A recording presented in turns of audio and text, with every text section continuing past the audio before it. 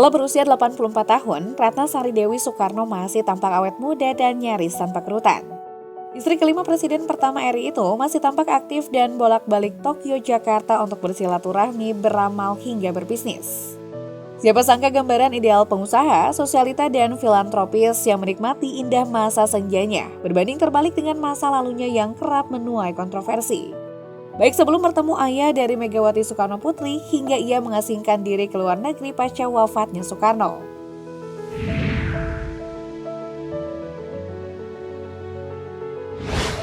Wanita yang memiliki nama asli Naoko Nemoto ini berusia 19 tahun saat bertemu Soekarno. Pada 16 Juni 1959, dalam sebuah acara jamuan makan malam di Imperial Hotel Tokyo, Soekarno berkenalan dengan Naoko. Ada pendapat yang menyebut bahwa Naoko kala itu adalah seorang geisha yang ditugaskan untuk mendampingi Soekarno dalam acara resmi. Sejak belia, Naoko Nemoto memang memiliki cita-cita untuk menjadi seorang bintang. Ia sempat berhenti sekolah dan bekerja di sebuah klub tempat dirinya belajar menyanyi dan menari hingga berprofesi sebagai geisha. Hal itu ia lakukan karena terlahir dari keluarga miskin di Jepang. Ayahnya merupakan seorang tukang kayu sementara ibunya sakit-sakitan semenjak ia kecil. Bahkan keluarganya harus meminjam uang agar dapat menyekolahkan dirinya. Hidup dalam kemiskinan membuatnya harus membantu perekonomian keluarga, bahkan saat wanita kelahiran 1940 itu masih duduk di bangku SMP. Dengan kecerdasan dan kecantikan yang dimiliki, ia yang bermimpi menjadi artis, sayangnya hanya mampu mendapatkan peran-peran kecil dalam film. Untuk bisa terus bertahan hidup, ia harus rela meninggalkan bangku SMA pasca kematian sang ayah tercinta dan bergabung dengan sebuah bar elit ternama di Jepang bernama Kapacabana Club. Di sana ia menjadi gadis pertunjukan hingga geisha berkat kecantikannya. Robert Whiting dalam Tokyo Underworld 2012 misalnya mengutip laporan Sukan Gandai 1966 menyebut Naoko muda dikenal sebagai gadis pertunjukan. Demikian pula dalam buku Beauty Inside 2016 karya Rieke Indrianti yang menuliskan bahwa Naoko sebagai geisha. Dalam pandangan awam, geisha selalu identik dengan wanita penghibur. Namun menurut Rieke, geisha yang dalam bahasa Jepang bermakna seniman memiliki berbagai kemampuan khusus, juga pengetahuan serta wawasan yang luas. Namun terkait tudingan geisha, Naoko berkali-kali menampiknya. Ia juga menyangkal tudingan yang menyebut pertemuannya dengan Soekarno terjadi di tempat hiburan malam.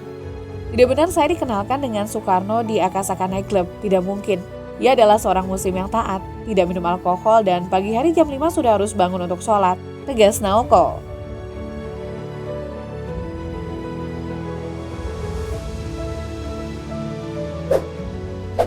Tiga tahun setelah bertemu untuk pertama kalinya, Soekarno kemudian meminang Naoko Nemoto pada Maret 1962 tanpa diketahui publik, termasuk orang-orang terdekat. Soekarno lalu memberi nama Indonesia pada Naoko yakni Ratna Sari Dewi Soekarno yang terus dipakainya hingga saat ini. Ibu dari Ratna Sari Dewi, Masako Nemoto, menentang keras rencana pernikahan putrinya. Dampaknya, 26 jam setelah dinikahi Soekarno.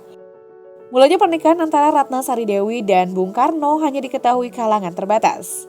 Yang paling awal merasakan kecurigaan itu justru adalah Haryati yang merupakan istri ke-6 Soekarno. Perlahan, publik kemudian mendengar desas-desus Bung Karno menikahi wanita Jepang. Padahal sebelumnya publik telah dibuat kecewa oleh Bung Karno karena menduakan Fatmawati dengan mengawini Hartini. Puncaknya aksi demonstrasi mahasiswa tahun 1966 banyak menyoroti perihal Bung Karno tukang kawin. Mulai saat itu publik skeptis dengan sosok Ratna Sari Dewi. Sebab belum ada pers Indonesia yang secara mendalam mengulas sosok ibu tiri Megawati Soekarno Putri ini. Beberapa foto-foto Ratna Sari Dewi yang memancarkan kecantikan parasnya tersebar di publik.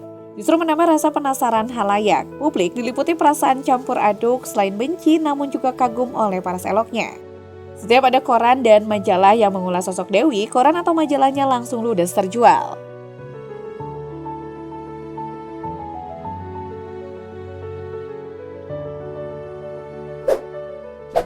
Dewi Soekarno dikenal dengan sikapnya yang berani, bebas, dan liar. Salah satu contohnya adalah berseteru dengan anak mantan Presiden Filipina.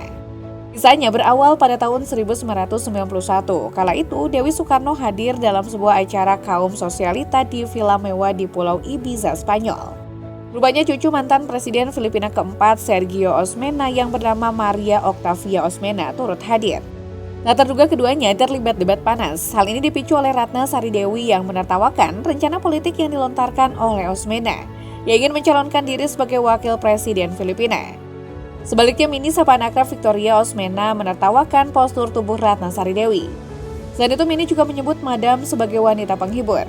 Mini bahkan menuding serangkaian perawatan kecantikan yang dilakukan Ratna Sari Dewi membuatnya terlihat awet muda.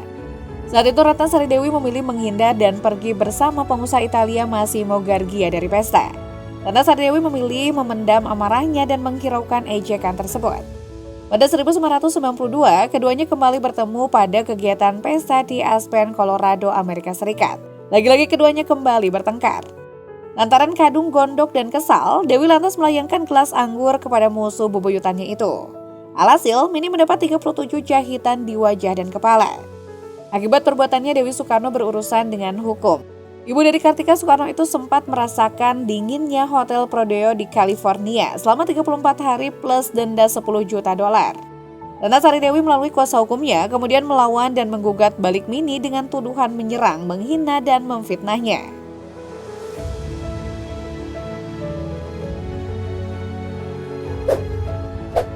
Setelah bercerai dari Soekarno dan sang presiden tutup usia, Dewi Soekarno yang menyandang status janda memang tidak pernah lagi memutuskan untuk menikah. Namun dia sempat berpacaran dengan 3 pria tampan. Pertama, ia berpacaran dengan aktor Gaek Prancis penerima penghargaan César Alain Delon. Mereka bertemu pertama kali pada Olimpiade Tokyo 1964 di Imperial Hotel. Pada saat Presiden Soekarno jatuh tahun 1967, Dewi hijrah ke Paris, Prancis dan bertemu Alain Delon kembali. Sejak bertemu di Paris itulah hubungannya jauh semakin dekat. Setiap kali ke Jepang mereka selalu bersama-sama. Setelah berpisah dengan Alan, Dewi bertemu dengan seorang model Amerika bernama Alan Pollack saat menghadiri pesta perjodohan putri Iran dengan lelaki tampan asal Amerika. Alan Pollack 22 tahun lebih muda dari Dewi yang saat itu berusia 49 tahun. Sejak saat itulah Dewi jatuh hati dan menjalin hubungan dengan Alan. Saya tertarik sama dia karena terkejut juga ada lelaki Amerika yang tidak mengenal Marilyn Monroe dan juga tak tahu mengenai Kennedy, paparnya. Hubungan ini memberi gambaran jika si cantik Dewi menanggung kehidupan Alan yang tampan, namun tidak cukup berwawasan dan berduit. Setelah berusia 64 tahun dan 15 tahun berpacaran dengan Alan, Dewi memutuskan hubungan dengan Alan agar pria itu bisa dewasa dan mandiri. Pacar ketiga Dewi Soekarno adalah seorang Jepang bernama Kosuke Nozaki, 73 tahun, saat Dewi berusia 74 tahun. Hubungan itu terpublikasi saat keduanya hadir dalam pesta Don Juan atau Playboy Jepang di Wakayama. Sayangnya hubungan itu berakhir setelah Nozaki tutup usia. Nozaki meninggal pada usia 77 tahun di bulan Mei 2018 secara misterius. Polisi menemukan psikotropika di rumahnya dan sampai kini belum ada kesimpulan penyebab meninggalnya Nozaki.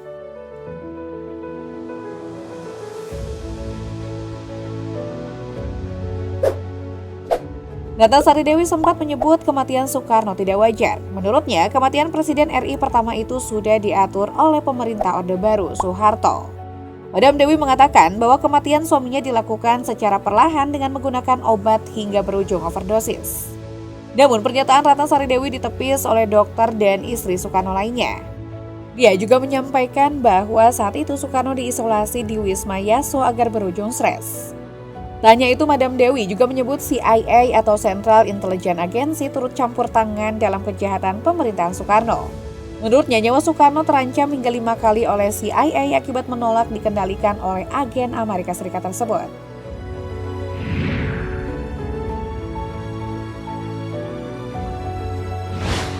Sampai di situ, kontroversi terbesarnya terjadi saat ia melakukan pemotretan tanpa busana. Dalam sebuah buku bertajuk Madame de Suga, Dewi Soekarno memperlihatkan bagian tubuh intimnya. Dalam buku tersebut tampak Ratna Dewi Sari yang tampil setengah bugil dengan tato di pundaknya. Buku itu berisikan tentang paduan seni body painting dengan lekuk tubuh yang menjadi sorotan. Sayangnya buku ini tidak dijual di Indonesia dan hanya beredar di Jepang.